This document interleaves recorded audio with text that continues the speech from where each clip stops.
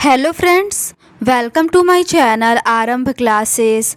आज के इस वीडियो में हम लोग बीपीएससी टीआरई 6 to 8 में सोशल साइंस के लिए सॉल्व्ड पेपर और प्रैक्टिस बुक को आपके साथ सॉल्व करेंगे। इस बुक में टीआरई 3 के री एग्ज़ाम, टीआरई 3 के कैंसल्ड एग्ज़ाम और टीआरई 2 के सभी क्वेश्चन पेपर का डिटेल्ड के साथ सॉल्यूशन दिया हुआ है और साथ ही में 10 प्रैक्टिस सेट भी दिया हुआ है। तो बिना देर किए चलिए आज का ये वीडियो शुरू करते हैं। इस वीडियो में हम लोग टीआरई 3 में जो भी क्वेश्चंस पूछे गए थे उसको आपके साथ डिस्कस करेंगे। इस वीडियो में हम लोग जो 40 क्वेश्चन हिस्ट्री के पूछे गए थे उसका डिस्कशन करेंगे। क्वेश्चन नंबर 1 है, गुप्त वाकाटक युग में तार्किक तर्क और बहस पर ध्यान केंद्रित करते हुए भारतीय दर्शन के किस महत्वपूर्ण स्कूल का विकास हुआ? इसका सही आंसर है ऑप्शन बी, मीमांसा। जिस समय उत्तर भारत में गुप्त वंश अपने चरमोत्कर्ष स्थिति को प्राप्त करने में लगा हुआ था, उसी समय दक्कन की राजनीति में एक प्रबल शक्ति के रूप में वाकाटक वंश का उदय हुआ। गुप्तों तथा वाकाटकों की सम्मिलित शक्ति के कारण ही शकों का विनाश संभव हो पाया था। गुप्त वाकाटक युग में तार्किक तर्क और बहस पर ध्यान केंद्रित होने के फलस्वरूप मीमांसा भारतीय दर्शन के महत्वपूर्ण स्कूल का विकास हुआ।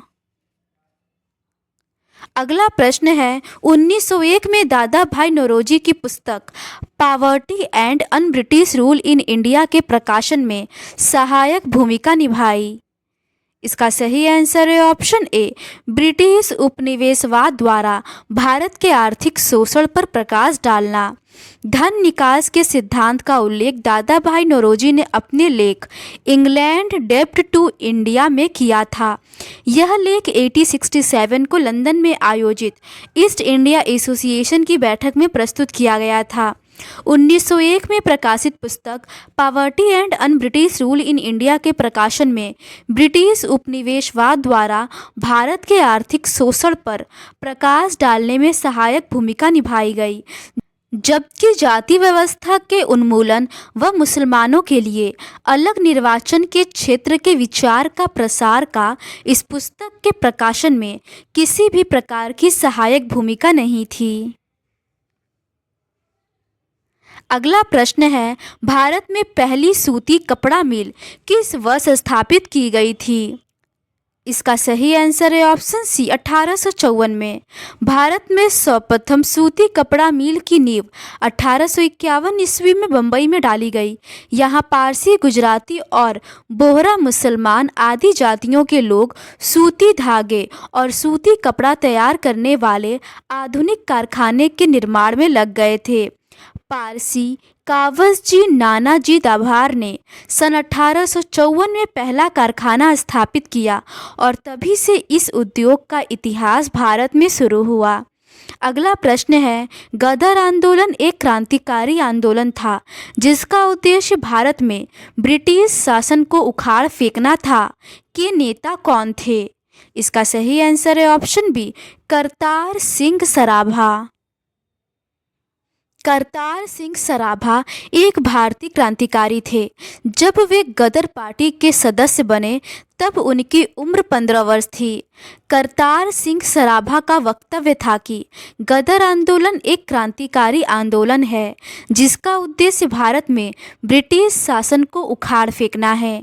नवंबर 1915 में लाहौर की सेंट्रल जेल में उन्हें आंदोलन में उनकी भूमिका के लिए फांसी दे दी गई। उस समय उनकी उम्र 19 वर्ष थी। अगला प्रश्न है, मूला, मशकत और बोलन क्या है? इसका सही आंसर है ऑप्शन बी, पर्वतीय दर्रे।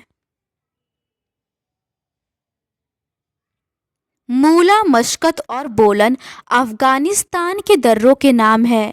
बोलन दर्रा अफगानिस्तान के साथ पाकिस्तान की सीमा से 120 किलोमीटर दक्षिण में स्थित है। यह दर्रा दक्षिण में रिंडली से उत्तर में कोल्हापुर के पास बोलन नदी तक फैला है। अगला प्रश्न है, रॉयल इंडियन नेवी विद्रोह, जिसे बॉम्बे विद्रोह के नाम से भी जाना जाता है, किस वर्ष में हुआ था? इसका सही आंसर है ऑप्शन बी 1946 में।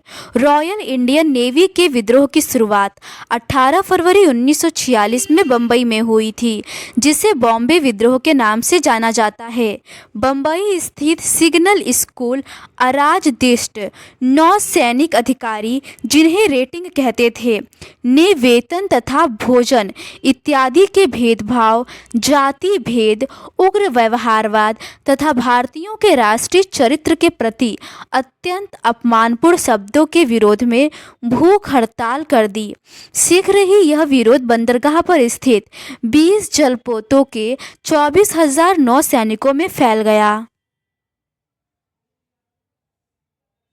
अगला प्रश्न है, क्राउन शासन के तहत भारत का पहला वायसराय और गवर्नर जनरल कौन था?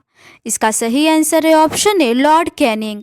क्राउन शासन के तहत भारत का पहला वायसराय और गवर्नर जनरल लॉर्ड कैनिंग थे। 1857 ईस्वी के क्रांति के बाद 1858 ईस्वी का अधिनियम पारित किया गया। इस अधिनियम के द्वारा ही गवर्नर जनरल को अब वायसराय कहा जाने लगा। कैनिंग के समय में ही 1857 ईस्वी का विद्रोह हुआ। इसके बाद उसे ही प्रथम वायसराय बनाया गया। अगला प्रश्न है, 19वीं सदी के अंत में वर्तमान मेघालय के गारो हिल्स क्षेत्र में ब्रिटिश अधिकारियों के खिलाफ आदिवासी विद्रोह में कौन सा आदिवासी नेता शामिल था? इसका सही आंसर है ऑप्शन ई उपर्युक्त में से कोई नहीं। 19वीं सदी के अंत में वर्तमान मेघालय के गारो हिल्स क्षेत्र में ब्रिटिश अधिकारियों के खिलाफ आदिवासी विद्रोह के नेता सेनाराम संगमा और पातोगन नेंगमिंजा नामक दो गारो थे, जो 1800 के दशक के अंत और 1900 के दशक के प्रारंभ में उपनिवेशवाद विरोधी प्रतिरोध को संगठित करने के लिए गारो हिल्स में सुप्रसिद्ध थे। अगला प्रश्न है, सविनय अवज्ञा आंदोलन के दौरान महात्मा गांधी के नेतृत्व में प्रसिद्ध दांडी मार्च ने लगभग दूरी तय की थी। इसका सही आंसर है ऑप्शन बी 241 मील।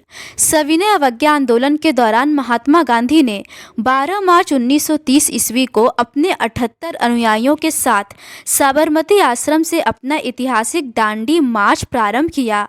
15 अप्रैल 1930 ईस्वी को 241 मील यात्रा के बाद दांडी पहुंचे और 6 अप्रैल 1930 को दांडी में अवैध रूप से नमक हाथ में लेकर नमक कानून तोड़ा। अगला प्रश्न है, मंगोल साम्राज्य के संदर्भ में यम क्या था? इसका सही आंसर है ऑप्शन बी कुरियर प्रणाली। मंगोल साम्राज्य के संदर्भ में यम एक कुरियर प्रणाली थी, जिसे हरकारी पद्धति व याम पद्धति भी कहते थे। मंगोल शासक चंगेज खां की मृत्यु के उपरांत इस पद्धति में और सुधार लाया गया। इस पद्धति की गति तथा विश्वसनीयता यात्रियों को आश्चर्य में डाल देती थी। अगला प्रश्न है, प्रथम विश्व युद्ध के दौरान किस ब्रिटिश नीति का उद्देश्य भारत में असहमति को दबाना और नागरिक स्वतंत्रता को कम करना था? इसका सही आंसर है ऑप्शन सी रॉलेट एक्ट। 1919 में पारित रॉलेट एक्ट का उद्देश्य भारत में क्रांतिकारियों के प्रभाव को समाप्त करना था। वह प्रथम विश्व युद्ध के दौरान ब्रिटिश नीति का उद्देश्य भारत में असहमति को दबाना और नागरिक स्वतंत्रता को कम करना इस एक्ट की मूल भावना थी। ब्रिटिश सरकार ने 1917 ईस्वी में सर सिडनी रॉलेट की अध्यक्षता में एक कमेटी नियुक्त की थी, जिसका उद्देश्य यह जांच करना था कि भारत में किस स्तर तक क्रांतिकारी आंदोलन संबंधी षड्यंत्र फैले हुए हैं। इस एक्ट को बिना वकील, बिना अपील और बिना दलील का कानून भी कहा जाता है। अगला प्रश्न है, किस घटना से राष्ट्रसंघ के प्रभाव और अधिकार में गिरावट की शुरुआत हुई? इसका सही आंसर है ऑप्शन डी, उपर्युक्त में से एक से अधिक। राष्ट्रसंघ के प्रभाव और अधिकार में गिरावट की शुरुआत द्वितीय विश्व युद्ध के प्रभाव से व एबिसिनिया पर इतालवी आक्रमण और जापान द्वारा मंचूरिया पर आक्रमण को न रोक पाना था। राष्ट्रसंघ भविष्य में युद्ध न होने देने के अपने प्राथमिक उद्देश्य में असफल रहा। यह संघ आक्रामक देशों को कमजोर देशों पर आक्रमण करने से नहीं रोक सका। राष्ट्रसंघ की सबसे कमजोर कड़ी यह थी कि संघ को विश्व के शक्तिशाली राष्ट्रों का समर्थन नहीं मिला। अगला प्रश्न है, 7वीं शताब्दी ईसा पूर्व के दौरान भारत का कौन सा शासक था जो बौद्ध धर्म के संरक्षण और सांस्कृतिक गतिविधियों के समर्थन के लिए जाना जाता था? इसका सही आंसर है ऑप्शन बी, हर्षवर्धन। 7वीं शताब्दी ईस्वी के दौरान भारत के शासक हर्ष को बौद्ध धर्म के संरक्षण और सांस्कृतिक गतिविधियों के विकास में महत्वपूर्ण योगदान के लिए जाना जाता है। हर्ष ने सहिष्णु धार्मिक नीति का पालन किया। वह अपने प्रारंभिक जीवन में शैव थे, किंतु धीरे धीरे वे बौद्ध धर्म के महान संरक्षक बन गए। एक निष्ठावान बौद्ध के रूप में उन्होंने महायान के सिद्धांतों को व्यापक रूप से प्रचारित करने के लिए कन्नौज में एक भव्य सभा आयोजित की थी। अगला प्रश्न है, ऑस्ट्रेलिया में किस नीति के कारण आदिवासी बच्चों को उनके परिवारों से व्यवस्थित रूप से निकाला गया? इसका सही आंसर है ऑप्शन सी, श्वेत ऑस्ट्रेलिया नीति। 1901 में आव्रजन प्रतिबंध अधिनियम को व्हाइट ऑस्ट्रेलिया नीति के नाम से जाना जाता है। इस नीति के कारण आदिवासी बच्चों को उनके परिवारों से व्यवस्थित रूप से निकाल दिया जाता था, क्योंकि आदिवासी समाज विलुप्त होने के कगार पर था और उनको समाज की मुख्य धारा में लाने व नस्लीयता को कम करने के लिए आदिवासी बच्चों को श्वेत समाज में रहने व उनकी अच्छी शिक्षा स्वास्थ्य की व्यवस्था के दृष्टिकोण से उन्हें उनके परिवारों से अलग किया जाता था। अगला प्रश्न है, राष्ट्रसंघ की स्थापना किस संधि के परिणाम स्वरूप हुई? इसका सही आंसर है ऑप्शन सी, वर्साय की संधि। राष्ट्रसंघ की स्थापना वर्साय की संधि के परिणाम स्वरूप हुई थी। वर्साय की संधि का मसौदा अंग्रेजी और फ्रेंच भाषा में किया जाता था। वर्साय की संधि 1919 में हुई थी। यह 15 भागों में विभक्त थी और 440 अनुच्छेद थे। इसके प्रथम भाग में राष्ट्रसंघ की स्थापना, संगठन एवं कार्यों का उल्लेख किया गया है। अगला प्रश्न है, वर्नाक्यूलर प्रेस एक्ट ने भारतीय भाषाई समाचार पत्रों की स्वतंत्रता पर गंभीर प्रतिबंध लगा दिया। यह किस वर्ष पारित किया गया था? इसका सही आंसर है ऑप्शन ए, 1878 में। भाषाई समाचार पत्रों की कटु आलोचना से परेशान होकर लॉर्ड लिटन ने 1878 में वर्नाक्यूलर प्रेस एक्ट पास किया, जिससे भारतीय भाषाई समाचार पत्रों की स्वतंत्रता पर गंभीर प्रतिबंध लगा दिया गया। इस अधिनियम को बनाने की आवश्यकता सरकार को इसलिए और भी अधिक लगी क्योंकि अंग्रेजी में प्रकाशित समाचार पत्रों की तुलना में भाषाई समाचार पत्रों का वितरण अधिक था। अगला प्रश्न है, किस घटना ने खिलाफत आंदोलन के लिए उत्प्रेरक का काम किया? इसका सही आंसर है ऑप्शन ई, उपयुक्त में से कोई नहीं। प्रथम विश्व युद्ध के बाद ब्रिटेन एवं तुर्की के मध्य होने वाली सेवर्स की संधि से तुर्की के सुल्तान के सारे अधिकार छीन लिए गए। भारतीय मुसलमान इससे बहुत क्षुब्ध हुए। ऐसे मौके को हिंदू मुस्लिम एकता के लिए उपयुक्त समझा गया। महात्मा गांधी ने मुसलमानों के साथ सहानुभूति व्यक्त की। 23 नवंबर 1919 ईस्वी को दिल्ली में अखिल भारतीय खिलाफत कमेटी का अधिवेशन हुआ और गांधी जी को अध्यक्ष चुना गया। दिए गए विकल्पों में बंगाल का विभाजन, वर्साय की संधि व जलियांवाला बाग हत्याकांड में घटित हुई थी। इन घटनाओं ने खिलाफत आंदोलन के लिए उत्प्रेरक का काम नहीं किया था। अगला प्रश्न है, किस असीरियन राजा ने अपनी राजधानी निनवे में एक पुस्तकालय एकत्रित किया था? इसका सही आंसर है ऑप्शन सी, असूरबनिपाल ने। असीरियन राजा अशुरबनीपाल ने अपनी राजधानी निनवे में एक पुस्तकालय की स्थापना की थी।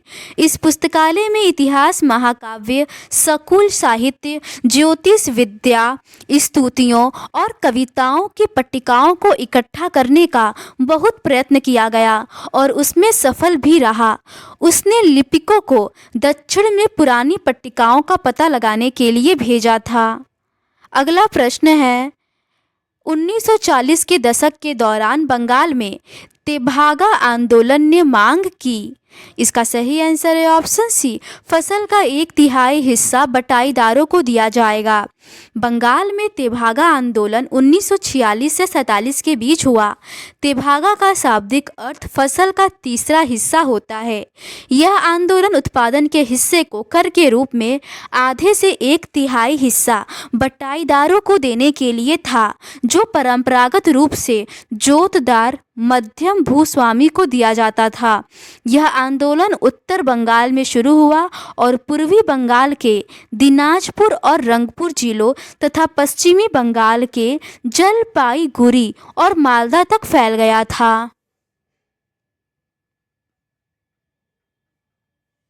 अगला प्रश्न है, किस हड़प्पा स्थल पर हमें जूते हुए खेत के साक्ष्य मिलते हैं? इसका सही आंसर है ऑप्शन ए, कालीबंगन। सिंधु सभ्यता के हड़प्पा पुरास्थल के कालीबंगन से जूते हुए खेत के साक्ष्य मिले हैं। कालीबंगन राजस्थान के गंगानगर जिले में प्राचीन घग्गर नदी के तट पर स्थित है। कालीबंगा की खोज अमलानंद घोष ने 1952 ईस्वी में व उत्खनन बी लाल और के थापड़ ने किया था। यहाँ से चूड़ी निर्माण, टेराकोटा, शंख सेल खड़ी की चूड़ियाँ, मिट्टी के खिलौने, बेलनाकार तंदूर आदि के साक्ष्य मिले हैं। अगला प्रश्न है, Tata iron and steel company की स्थापना किस वर्ष हुई, जिससे यह भारत में पहली बड़े पैमाने पर स्टील उत्पादक बन गई? इसका सही आंसर है ऑप्शन बी, 1907 में। Tata iron and steel company की स्थापना जमशेदजी नुसखानजी टाटा ने की थी। 26 अगस्त 1907 को सर दोराबजी टाटा ने टिस्को को जमशेदपुर में स्थापित किया था। इसका मुख्यालय मुंबई में है। यह भारत की प्रमुख इस्पात कंपनी है। टिस्को ने 1911 में पिग आयरन का उत्पादन शुरू किया और 1912 में जमशेदजी के टाटा समूह की एक शाखा के रूप में स्टील का उत्पादन शुरू किया। अगला प्रश्न है, 1776 में थॉमस पेन द्वारा किस प्रभावशाली पेम्पलेट के प्रकाशन ने अमेरिकी उपनिवेशवादियों के बीच स्वतंत्रता के लिए समर्थन जुटाने में मदद की? इसका सही आंसर है ऑप्शन सी, सामान्य ज्ञान या कॉमन सेंस। 1776 में थॉमस पेन द्वारा कॉमन सेंस नामक प्रभावशाली पेम्पलेट के प्रकाशन ने अमेरिकी उपनिवेशवादियों के बीच स्वतंत्रता के लिए समर्थन जुटाने में मदद की थी। थॉमस पेन ने उपनिवेशवादियों को यह समझाने के लिए कॉमन सेंस लिखा कि उन्हें ब्रिटेन से स्वतंत्रता के लिए लड़ना चाहिए। उन्होंने यह भी लिखा कि उपनिवेशों को अपने लिए किस प्रकार की सरकार चाहिए। अगला प्रश्न है, 1904 में रिवोल्यूशनरी सोसाइटी की स्थापना किसने की, जिसका उद्देश्य ब्रिटिश शासन के विरुद्ध सशस्त्र क्रांति करना था? इसका सही आंसर है ऑप्शन ए, विनायक दामोदर सावरकर। 1904 में रिवोल्यूशनरी सोसाइटी की स्थापना विनायक दामोदर सावरकर ने की थी, जिसका उद्देश्य ब्रिटिश शासन के विरुद्ध सशस्त्र क्रांति करना था। वीडी सावरकर और गणेश सावरकर ने 1899 में नासिक में एक क्रांतिकारी गुप्त समाज मित्र मेला शुरू किया था। यह उस समय महाराष्ट्र में कार्यरत कई ऐसे मेलों में से एक था जो सशस्त्र विद्रोह के माध्यम से ब्रिटिश सेना को उखाड़ फेंकने में विश्वास करते थे। अगला प्रश्न है, औपनिवेशिक काल के दौरान रेलवे का भारतीय उद्योगों पर क्या प्रभाव पड़ा? इसका सही आंसर है ऑप्शन डी, उपर्युक्त में से एक से अधिक। औपनिवेशिक काल के दौरान रेलवे का भारतीय उद्योगों पर व्यापक प्रभाव पड़ा। रेलवे ने दूर दराज के क्षेत्रों में उद्यमिता को प्रोत्साहित किया और सस्ता परिवहन प्रदान करके औद्योगिक विकास को बढ़ावा दिया। शहरी और ग्रामीण क्षेत्रों के बीच अंतर में कमी आई। रोजगार सृजन के साथ वस्तुओं के परिवहन में सुलभता आई। ए, बी और सी तीनों ही कथन सही दिए हुए हैं। अगला प्रश्न है, ASI के पहले निदेशक कौन थे? इसका सही आंसर है option C, Alexander Cunningham. ASI भारतीय पुरातत्व सर्वेक्षण के पहले निदेशक अलेक्जेंडर कनिंघम थे। इसकी स्थापना 1861 में ब्रिटिश राज के दौरान हुई थी। 19वीं शताब्दी के मध्य में पुरातत्विक उत्खनन प्रारंभ किए गए थे। उस समय के पुरातत्वविद अपने अन्वेषणों के मार्गदर्शन के लिए लिखित स्रोतों का प्रयोग अधिक पसंद करते थे। अगला प्रश्न है, कौन सा समझौता भारत और चीन के बीच सीमा मुद्दों को हल करने में विफल रहा, जिससे अंततः संघर्ष हुआ? इसका सही आंसर है ऑप्शन सी, पंचशील समझौता। पंडित जवाहरलाल नेहरू ने चीन की यात्रा की तथा वहां सह अस्तित्व के समझौते पंचशील के सिद्धांतों पर हस्ताक्षर किया, जिसमें निम्नलिखित बिंदु थे। पहला है, एक दूसरे के क्षेत्र तथा प्रभुसत्ता का आदर करेंगे। दूसरा है, अनुक्रमण की नीति का पालन करना। तीसरा है, एक दूसरे के आंतरिक मामलों में हस्तक्षेप नहीं करना। चौथा है, शांतिपूर्ण सह अस्तित्व की नीति का अनुसरण करना आदि। किंतु यह समझौता भारत और चीन के बीच सीमा मुद्दों को हल करने में विफल रहा। 1962 में चीन ने भारत पर आक्रमण कर दिया। अगला प्रश्न है, पंजाब में 1816 में फुल्का विद्रोह का नेतृत्व किया गया था। इसका सही आंसर है ऑप्शन ई, उपर्युक्त में से कोई नहीं।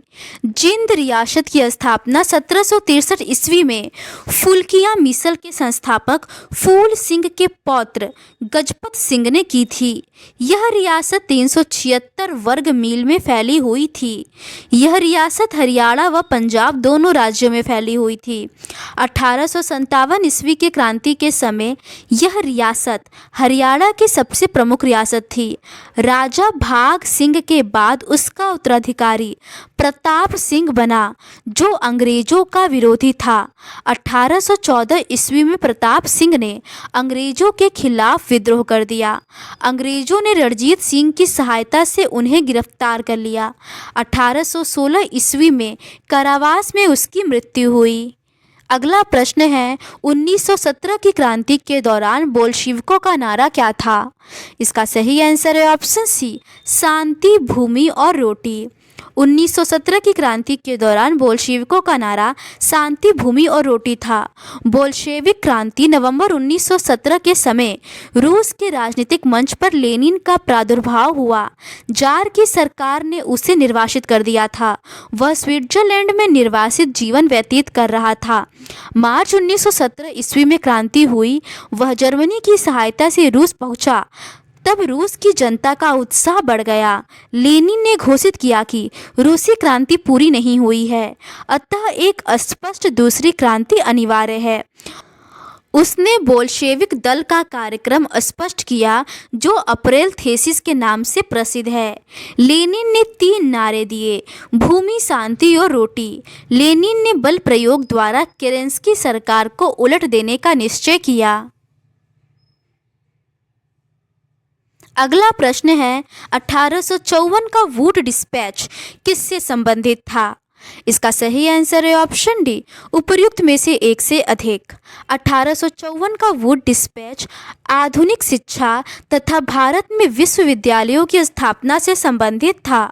सर चार्ल्स वुड अंग्रेजी सरकार के बोर्ड ऑफ कंट्रोल के अध्यक्ष थे। उन्होंने 1854 ईस्वी में भारत की भावी शिक्षा के लिए एक वृहद योजना बनाई। इसे प्रायः भारतीय शिक्षा का मैग्ना कार्टा कहा जाता है। इसकी प्रमुख सिफारिशें थीं। पहला है, सरकार की शिक्षा नीति का उद्देश्य पाश्चात्य शिक्षा का प्रसार है, अर्थात सरकार कला, विज्ञान, दर्शन और साहित्य का प्रसार करे। दूसरा है, लंदन विश्वविद्यालय के आधार पर कलकत्ता, बम्बई और मद्रास में 3 विश्वविद्यालय स्थापित किए गए। तीसरा है, महिला शिक्षा को भी समर्थन दिया गया था।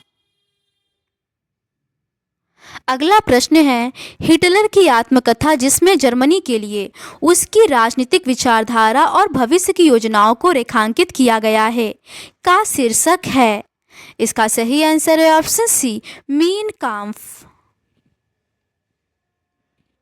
हिटलर की आत्मकथा मीन काम्फ या मेरा संघर्ष है, जिसमें जर्मनी के लिए उसकी राजनीतिक विचारधारा और भविष्य की योजनाओं को रेखांकित किया गया है। 1923 ईस्वी में गणतंत्र का तख्ता पलटने के प्रयास में हिटलर को 5 वर्ष की सजा हुई थी। उसने कारावास की अवधि का उपयोग मीन काम्फ नामक पुस्तक लिखने में किया, जिसमें उसने बहुमत शासन की संसदीय प्रणाली की आलोचना करते हुए विशुद्ध जर्मन प्रजातंत्र की अपनी कल्पना प्रस्तुत की। अगला प्रश्न है, इटली एकीकरण के जनक के रूप में किसे जाना जाता है। इसका सही आंसर है ऑप्शन बी, ग्यूसेप मेज़िनी। इटली एकीकरण के जनक के रूप में ग्यूसेप मेज़िनी को जाना जाता है। इसका जन्म 1807 में जेनेवा में हुआ था। युवा क्रांतिकारी मेज़िनी कार्बोनारी के गुप्त संगठन का सदस्य बन गया। इटली के छोटे छोटे राज्यों को जोड़ने में महत्वपूर्ण भूमिका निभाई। इसी कारण इसे इटली के एकीकरण का जनक माना जाता है। इटली को राष्ट्र शिरोमणि बनने का सपना बहुत हद तक प्रतिक्रियावादी के विरुद्ध उदारवाद और राष्ट्रीयता को मिली सफलता से पूरा हो सका। अगला प्रश्न है, ताना भगत आंदोलन ब्रिटिश शासन के खिलाफ एक अहिंसक आंदोलन किस भारतीय राज्य के आदिवासी समुदायों के बीच उत्पन्न हुआ था। इसका सही आंसर है ऑप्शन सी, झारखंड। झारखंड राज्य के आदिवासियों के बीच उत्पन्न ताना भगत आंदोलन बिरसा मुंडा विद्रोह के आसपास के क्षेत्रों में शुरू हुआ और उरांव आदिवासियों के बीच फैल गया। यह आंदोलन 1914 में एक पंथ के रूप में शुरू हुआ, जिसने एकेश्वरवाद, मांस, मदिरा एवं आदिवासी नृत्य पर पाबंदी और झूम की खेती की वकालत की, जिसे अंग्रेजों द्वारा अधिग्रहण कर लिया जा रहा था। ताना भगत की जांच ब्रिटिश सरकार के दमन और विश्व युद्ध की समाप्ति के बाद खत्म सी हो गई। अगला प्रश्न है, मगध की राजधानी राजगीर का प्राकृत नाम क्या था। इसका सही आंसर है ऑप्शन बी, राजगृह। राजगीर शहर मगध की पहली राजधानी थी।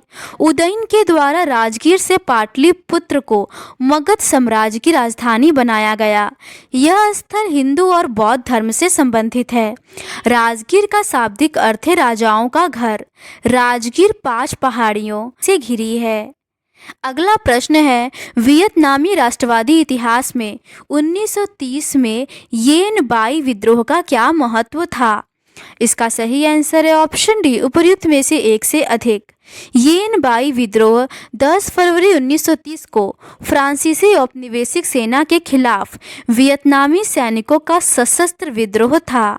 वियतनाम क्वेक डेन डोंग को फ्रांसीसी अधिकारियों द्वारा मौतें, गिरफ्तारियों, जेलों और फांसी की सजा से भारी क्षति हुई, जबकि वियत मिन्ह की स्थापना 1941 में हुई। वियतनामी क्रांतिकारी सेना का ध्वज 1947 तक प्रयोग में चलता रहा, जो लाल और पीले रंग का था, जिसमें लाल उसके संघर्ष का तथा पीला वियतनामी राष्ट्र का प्रतिनिधित्व करता था। अगला प्रश्न है, यूरोप में 1848 की क्रांतियां मुख्यतः निम्न मांगों से प्रेरित थी। यूरोप में 1848 की क्रांतियां मुख्यतः आर्थिक समानता, समाजवाद, धार्मिक स्वतंत्रता, सहिष्णुता, राजनीतिक सुधार और लोकतंत्र से प्रेरित था। 1848 में जब अनेक यूरोपीय देशों की गरीबी, बेरोजगारी और भूखमरी से पीड़ित किसान मजदूर विद्रोह कर रहे थे, तब उसके समानांतर पढ़े लिखे मध्य वर्गों की एक क्रांति हो रही थी, जिसे 1848 की उदारवादी क्रांति कहा जाता है। फरवरी 1848 की क्रांति के कारण फ्रांस के राजा को गद्दी छोड़नी पड़ी तथा एक गणतंत्र की घोषणा की गई, जो सभी पुरुषों के सार्वत्रिक मताधिकार पर आधारित था।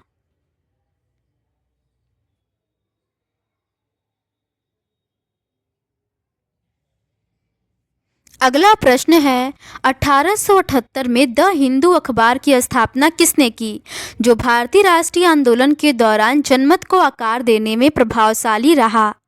इसका सही आंसर है ऑप्शन ए, जी सुब्रमण्यम अय्यर। 1878 में जी सुब्रमण्यम अय्यर ने द हिंदू समाचार पत्र की स्थापना की तथा 1889 में इसे दैनिक समाचार पत्र बना दिया। वित्तीय स्थिति सही न होने के कारण 1898 में वे द हिंदू से अलग हो गए। इस समाचार पत्र ने भारतीय राष्ट्रीय आंदोलन के दौरान जनमत को एक निश्चित दिशा प्रदान की थी। अगला प्रश्न है, 1916 के लखनऊ सत्र के दौरान भारतीय राष्ट्रीय कांग्रेस के अध्यक्ष कौन थे, जहां कांग्रेस लीग समझौता पर हस्ताक्षर किया गया था। इसका सही आंसर है ऑप्शन बी, अंबिका चरण मजूमदार। 1916 के लखनऊ सत्र के दौरान भारतीय राष्ट्रीय कांग्रेस के अध्यक्ष अंबिका चरण मजूमदार थे। इसी अधिवेशन में कांग्रेस लीग समझौता पर हस्ताक्षर हुए थे, अतः इसे लखनऊ समझौता भी कहा जाता है। इन दोनों को करीब लाने में महत्वपूर्ण भूमिका लोकमान्य तिलक तथा मोहम्मद अली जिन्ना ने निभाई थी। इन दोनों नेताओं का मानना था कि केवल हिंदू मुस्लिम एकता के द्वारा ही भारत में स्वशासन की स्थापना की जा सकती है। अगला प्रश्न है, प्रथम विश्व युद्ध ने भारत में व्यापार संतुलन को कैसे प्रभावित किया। इसका सही आंसर है ऑप्शन ए, निर्यात में कमी के कारण व्यापार में घाटा हुआ। प्रथम विश्व युद्ध के दौरान भारत के व्यापार संतुलन को निर्यात में कमी के कारण व्यापार में घाटा हुआ तथा इसे प्रभावित किया। प्रथम विश्व युद्ध ने एक नई आर्थिक और राजनीतिक स्थिति पैदा कर दी थी। इसके कारण रक्षा व्यय में भारी इजाफा हुआ। इस खर्चे की भरपाई करने के लिए युद्ध के नाम पर कर्जे लिए गए और करों में वृद्धि की गई।